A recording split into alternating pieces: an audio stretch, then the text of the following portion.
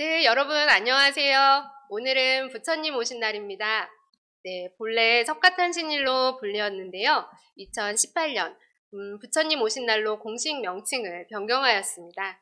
네, 부처님 오신 날은 쉽게 말해서 여러분들도 다 아시다시피 석가모니의 탄생을 기념하기 위해서 제정된 기념일이죠. 우리나라에서는 이날을 법정 공휴일 중 하나로 지정이 되어 있습니다. 여러분 잘 쉬고 계신가요? 네, 음력이라서 또 매년 날짜가 달라지게 됩니다. 그래서 오늘을 맞이하게 되었는데요. 여러분은 지금 무엇을 하고 계신가요? 네, 그러면 지금부터는 잠시 저와 함께 이번 주 다문화 이모저모 시간 시작해 보도록 하겠습니다. 시작할 준비 되셨나요? 네, 그러면 여러분들에게 첫 번째 시간 소식, 첫 번째 소식 전해드리도록 하겠습니다. 첫 번째 소식은 우리 다문화 장학재단 장학생 500명 선발 그리고 총 6억 7천만 원을 지원한다는 내용입니다. 우리 금융지주 우리 다문화 장학재단에서는 다문화 자녀 및 코로나19 피해 소상공인 자녀로 학업 증진과 특기 개발 지원을 위해서 2021년 장학생 500명을 선발하고 총 6억 7천만 원을 지원한다고 13일 발표하였습니다. 선발 및 지원 대상은 먼저 초, 중, 고 대학생, 다문화 자녀를 대상으로 총 400명을 선발해 학업 장학금이 지원이 됩니다. 이는 학업 증진을 위한 비용으로 사용이 가능하고 초등학생 60만 원, 중학생 100만 원, 그리고 고등학생 200만 원, 대학생 400만 원의 장학금이 지원이 됩니다. 또한 예체능 등의 특기를 보유한 8세부터 25세까지의 다문화 자녀에게는요, 특기 재능 성장을 위해서 500만 원의 특기 장학금도 지원이 될 예정입니다. 아울러서 코로나19로 인해서 2019년 대비 2020년 매출이 5% 이상 하락해서 어려움을 겪는 소상공인 자녀 100명을 대상으로 특별 장학금도 지원이 됩니다. 중소벤처기업부에서 지정한 100년 가게 및 100년 소상공인 또는 사회적 약자를 지원하고 있는 소상공인의 초, 중, 고 대학교에 재학 중인 사업주의 자녀에게도 장학금 50만 원이 지원이 됩니다. 다문화 자녀 장학금은 우리 다문화 장학재단 홈페이지에서 소상공인 자녀 특별 장학금은 기아대책 기대 플러스 홈페이지에서 신청이 가능하며 신청은 이번 달 28일까지 있고 7월 초에 최종 선정자를 발표하게 됩니다. 많은 다문화 자녀들이 지원해서 장학금 혜택을 받으시면 좋을 것 같습니다. 네, 그러면 제가 이어서 두 번째 소식도 전해드리도록 하겠습니다. 두 번째 소식은 대구광역시의 소식입니다. 네, 대구광역시에서는 성본 창설 및 개명 허가 절차 무료 지원을 대한 내용입니다. 결혼 이민자가 성본을 만들고 개명을 하기 위해서는 직접 서류를 법원에 제출하거나 위임하면서 복잡한 신청 절차와 수수료 부담 및 언어 소통에 어려움을 겪게 됩니다. 그런데 대구광역시에서는 대한법률구조공단 대구지부 그리고 다문화 가족지원센터와 성본 창설 및 개명 허가 절차 무료 지원 업무 협약을 체결하고 지원을 하게 됩니다. 우리나라 국적을 취득한 다문화 가족의 성과 본을 만들고 이름을 바꾸는 절차를 무료로 지원하는 서비스가 광역시 단위에서는 처음으로 추진이 됩니다. 행정안전부 외국인 주민 현황 통계에 따르면 2019년 11월 대구에는 우리나라 국적을 취득한 외국인이 4,330명으로 5년간 평균 9.1% 늘었고 성과 본을 만들거나 개명 허가를 받은 경우는 2018년 208건, 그리고 2019년 251건, 지난해에는 234건 등으로 매년 해마다 200여 명에 이르고 있습니다. 지원 대상은 외국성과 이름을 사용하는 기준 중위소득 125% 이하의 국적 취득자로서 4인 가족 기준으로 월 609만 원에 5,360원 이하 소득자면 이에 해당이 됩니다. 해당자들은 구비 서류를 들고 대구의 8개 구군 다문화 가족 지원센터에 신청하시면 법원 신청서 접수와 허가 통지서 전달까지 원스톱 서비스를 받게 됩니다. 또한 다문화 가족들은 안정적인 정착을 위한 교육과 민형사 그리고 행정사건 등에 대한 무료 법률 상담도 함께 받을 수 있습니다. 그러면 이번에는 대구 옆에 경북 포항으로 가보도록 하겠습니다. 경북 포항시 12일부터 31일까지 내국인과 다문화 가족 외국인 근로자 모집을 하고 있습니다.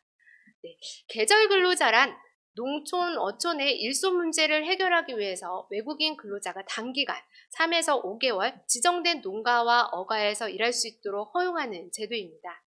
경북 포항시는 지난 2017년부터 4년간 베트남 등 5개국의 284명의 가족 그리고 424명의 해외 친인척들을 계절 근로자 명목으로 한국에 초빙해서 가족 상봉을 실현하였고요. 142개의 수산물 건조업체의 일손 부족을 거들어 어촌 인력난을 해소에도 기여하였습니다.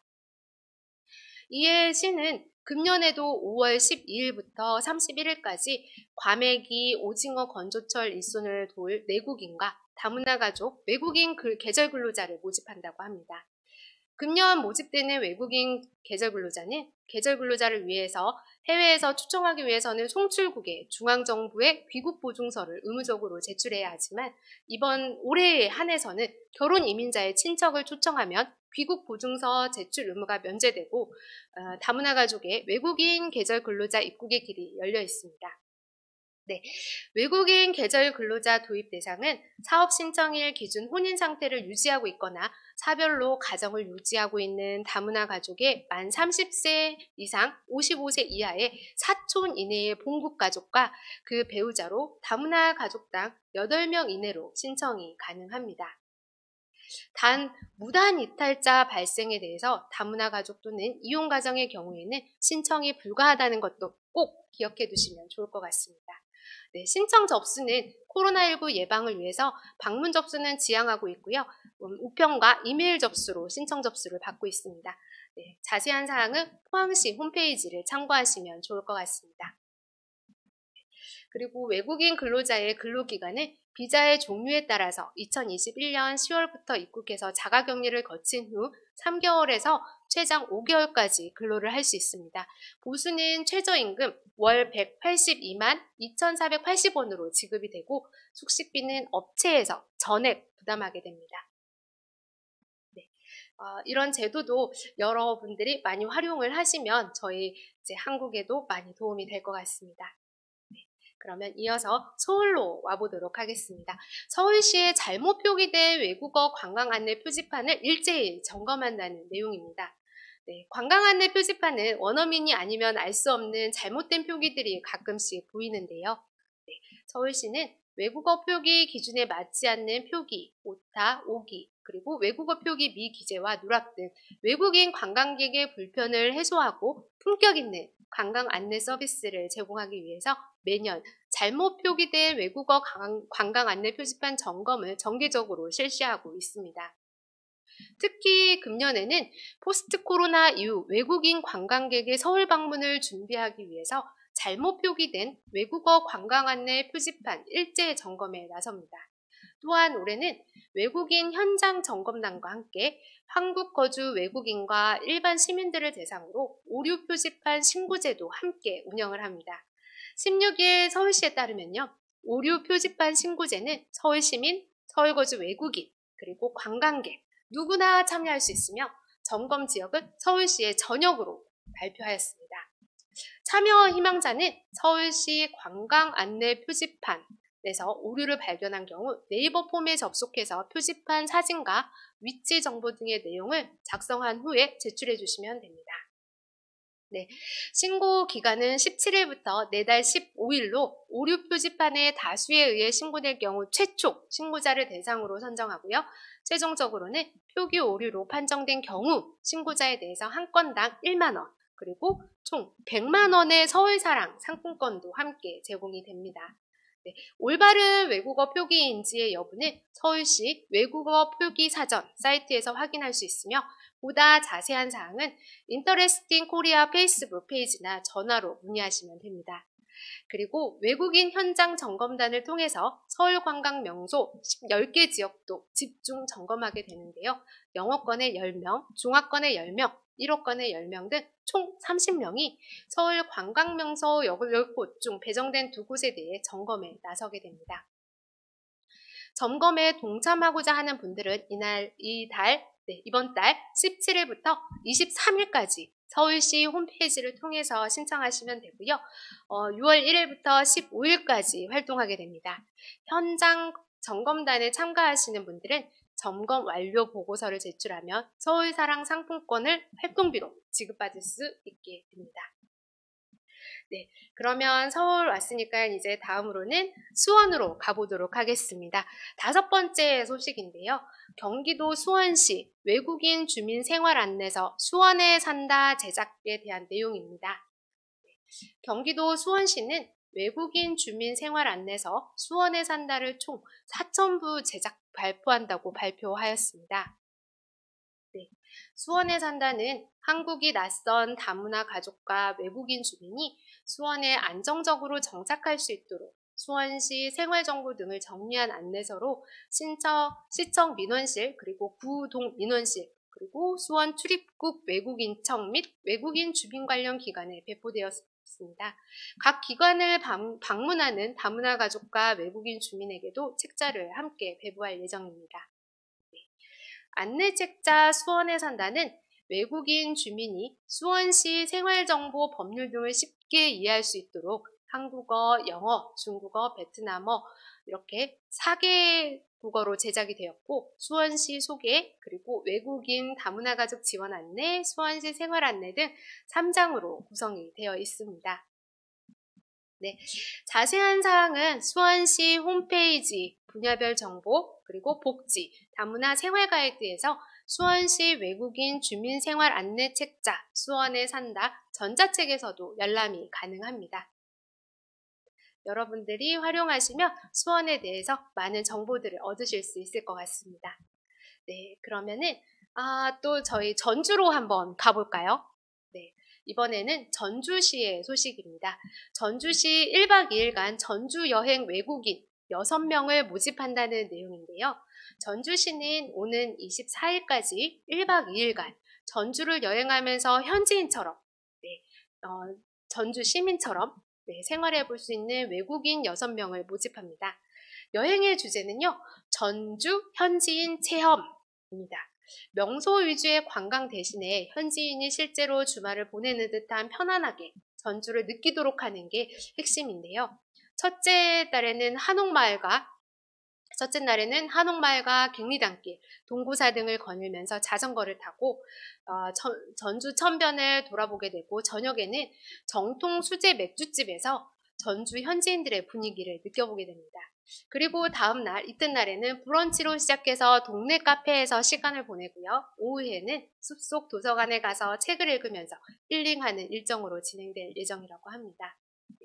여행 참가자는 여행 기간 동안 숙박, 교통, 음식, 문화체험 그런 일체를 전부 다 제공받게 되고요.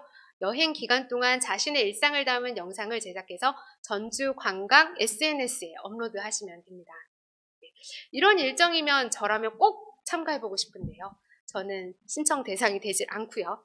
신청을 원하시는 외국인은 전주 공식 인스타그램 비짓 전주의 전주로 여행을 꼭 가야 하는 사연과 가고 싶은 외국인을 태그해 댓글로 남기면 됩니다. 전주시에서는 베스트 사연 2개를 선정해서 오는 27일 당첨자를 발표할 예정입니다.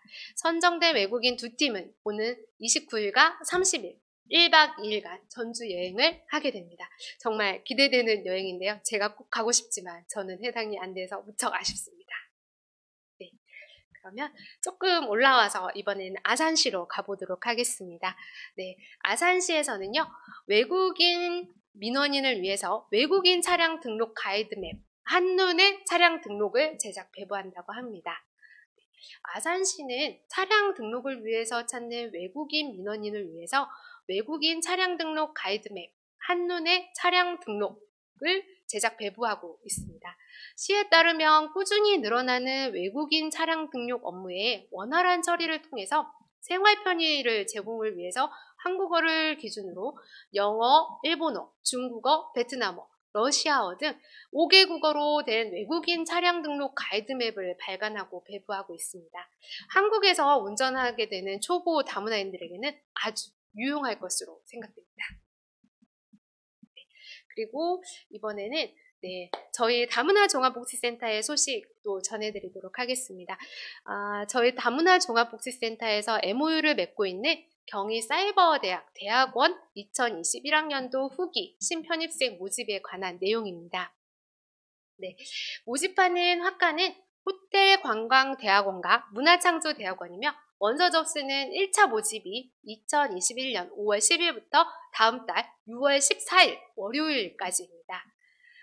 지원 대상은 국내, 국외 대학에서 학사 학위를 취득했거나 아니면 예정인자 또는 법령에 의해서 이와 동등 이상의 학력이 있다고 인정되는 자입니다.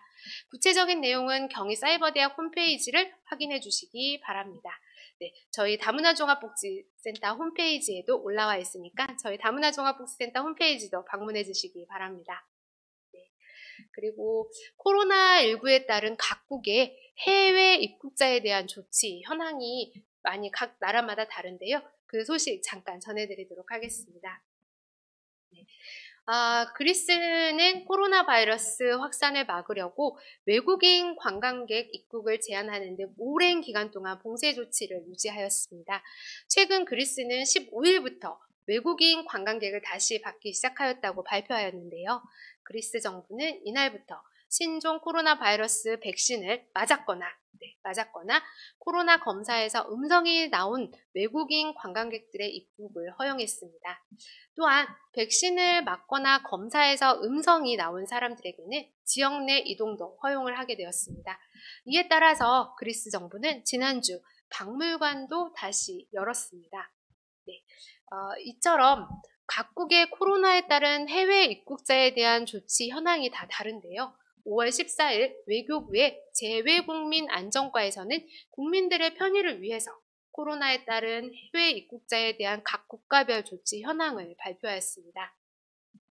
물론 참고로 작성되었기 때문에 보다 구체적이고 자세한 내용을 아시려면요, 방문하시려는 국가나 지역에 관할 우리 공간 홈페이지라든지 해당 정부 공식 홈페이지를 반드시 확인하셔야 됩니다. 또한 코로나19 대응을 위한 우리 정부의 사증 면제 협정 잠정 정지에 따라서 4.13 이후 관광 등 단기 체류 목적으로 해당국을 방문을 희망하는 우리 국민들은 향후 해당국이 입국 금지를 해제하여 입국이 가능하더라도 협정이 재개될 때까지는 출국 전 해당국 사증을 취득하여야 하니 유의하시기 바랍니다. 오늘은 많은 국가들 중에서 한국인들이 가장 많이 방문하는 일본의 입국 조치를 한번 알아보도록 하겠습니다. 일본은 2021년 1월 14일부터 긴급사태 해제 선언시까지 외국인의 신규 입국을 중지하고 있습니다. 다만 일본의 체류 자격을 가진 자의 재입국은 가능합니다. 그리고 2021년 1월 14일부터는 비즈니스 트랙 및 레지던스 트랙의 운영도 중지되고 있습니다. 그리고 이에 따라서 모든 입국자는 비즈니스 트랙을 이용할 수 없으며 입국 후에는 14일간 자택에서 대기하거나 격리가 또 필요하게 됩니다. 2021년 1월 9일부터는 모든 입국자의 대상이 검역 강화 조치를 실시 중이기 때문에 입국 시에 공항에서 PCR 검사로 음성 확인 후에 14일 자가격리가 필요하고요. 입국 시에는 출국 전 72시간 내 실시한 코로나19 PCR 검사의 검사 증명도 함께 제출해야 합니다. 만일 입국자 중에서요, 검사 증명 제출이 불가한 자는 입국 불가 및 항공기의 탑승도 제한을 받을 수 있습니다. 또한 공항 내에서 영상통화, 위치 확인이 가능한 어플리케이션 설치 및 서약서에 기재된 연락처의 진위 여부도 함께 확인하게 되는데요.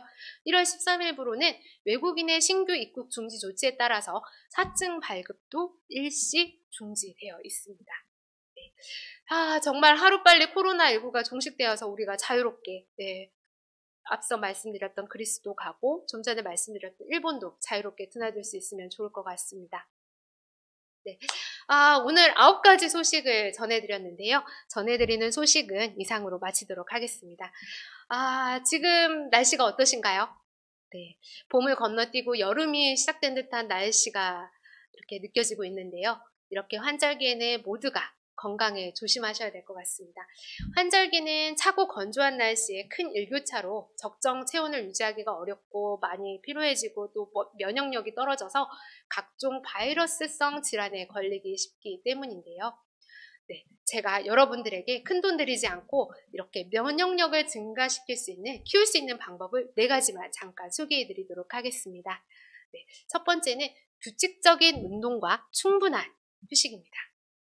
몸의 면역력을 높이고 30분 이상, 30분 이상 땀이 살짝 비칠 정도의 강도로 운동을 하는 것이 좋고요. 매일은 아니어도 일주일에 3일 정도는, 3일 정도는 규칙적으로 운동을 하면 좋다고 합니다. 또한 하루 7시간 정도는 충분한 수면을 취하고 규칙적으로 자고 일어나는 습관을 들이시는 것이 좋을 것 같습니다. 두 번째는요, 이 손을 잘 씻으시기 바랍니다. 그리고 개인위생을 철저히 하는 것인데요. 손만 제대로 씻어도 세균과 바이러스에 의한 질환을 어느 정도 예방할 수 있습니다. 실제 질병의 70%가 이 손을 통해서 전염이 된다고 하는데요. 비누를 사용해서 손가락 사이사이, 여기 손톱 밑에까지 세심하게 살펴서 최소한 20초 이상 씻는 것이 중요한 것 같습니다.